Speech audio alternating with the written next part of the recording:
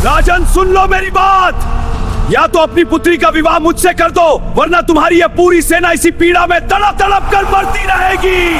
आखिर क्यों एक महान तपस्वी ऋषि इतने क्रोध में आ गए कि पूरे राज्य को श्राप दे दिया? दरअसल इसके पीछे छिपी है राजकुमारी सुकन्या की एक ऐसी भूल जिसने सब कुछ बदल दिया। यह घटना उस समय की है जब राजा शरियाती का राज्य सुख और समृद्धि से भरा हुआ था।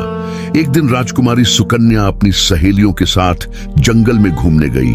जंगल की हरियाली और शांत वातावरण में सब आनंद ले रहे थे। तभी सुकन्या की नजर एक अजीब सी दीमक की बांबी पर पड़ी। उस बांबी के अंदर से दो छोटी छोटी चमकती रोशनियां बाहर झांक रही थीं। सुकन्या को लगा शायद यह जुगनू है। जिज्ञासा में उसने जमीन से एक कांटा उठाया और उन चमकती रोशनियों को हल्के से चुभो दिया। लेकिन अगले ही पल कुछ ऐसा हुआ जिसने सबको डरा दिया। असल में वह जुगनू नहीं थे, वह महान तपस्वी ऋषि च्यवन की आंखें थीं। सैकड़ों वर्षों से तपस्या करते हुए उनका शरीर दीमक की बांबी से पूरी तरह ढक चुका था और सुकन्या ने अनजाने में उनकी आंखों को घायल कर दिया।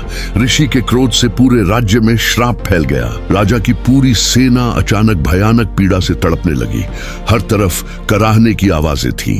जब राजा शरियाती को इस श्राप का कारण पता चला तो वे घबराकर ऋषि के चरणों में गिर पड़े। हे ऋषिवर, मेरी पुत्री से अनजाने में बहुत बड़ी गलती हो गई, कृपया हमें क्षमा करें। लेकिन ऋषि का क्रोध शांत नहीं हुआ। उन्होंने कहा, तुम्हारी बेटी ने मेरी आंखें छीन ली हैं, अब वही मेरी जीवन संगिनी बनेगी। राजा के सामने बहुत बड़ा संकट खड़ा हो गया।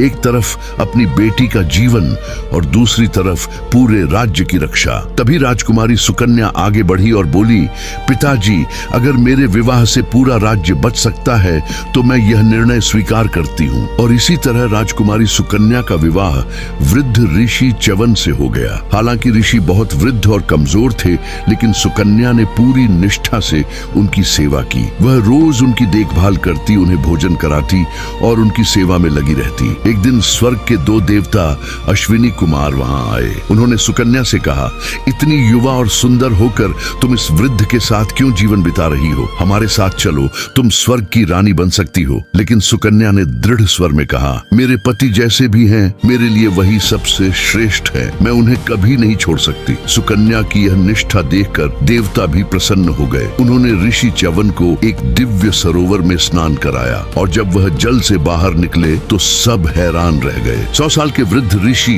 अब एक तेजस्वी युवा बन चुके थे। सच्ची निष्ठा और सच्चा प्रेम कभी व्यर्थ नहीं जाता।